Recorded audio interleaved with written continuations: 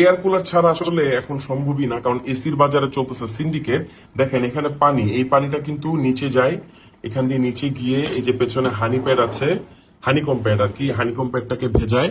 এই যেটা কিন্তু ভিজে আছে দেখেন, এই হানিকম প্যাডটাকে ভিজিয়ে এই যে এখানে পানিটা আবার পড়ে যায়। খুব জোস একটা প্রসেস আর খুব ন্যাচারাল একটা প্রসেস। তো এই ফ্যানটা কিন্তু বাতাস কালেক্ট করে এই দিক থেকে, এই জন্য ঠান্ডা বাতাস এখান থেকে আউটপুট হিসেবে দিতে পারে। খুবই জোস একটা এয়ার কুলার, বাজারে বর্তমানে এত সেল হচ্ছে, মানে আমরা প্রতিদিন কয়েকশো প্যাকেজিং করে পাঠাচ্ছি। আর এই যে এটার সাথে এরকম বোতল দেওয়া আছে, এগুলোকে আপনি বরফ করে ফেলতে পারবেন। সো বরফ করে আপনি উপরে দুইটা দিতে পারবেন, নিচে দুইটা দিতে পারবেন, টোটাল চারটা পাবেন। চারটা বরফ যখন আপনারা এটার সাথে দিবেন, ভাই বাতাস যে কি ঠান্ডা হয় মানে বলে বোঝানোর মতো না। আর এগুলো কিন্তু দেখেন রুম ঠান্ডা করার জিনিস না, এসির সাথে এটা তুলনা করবেন না।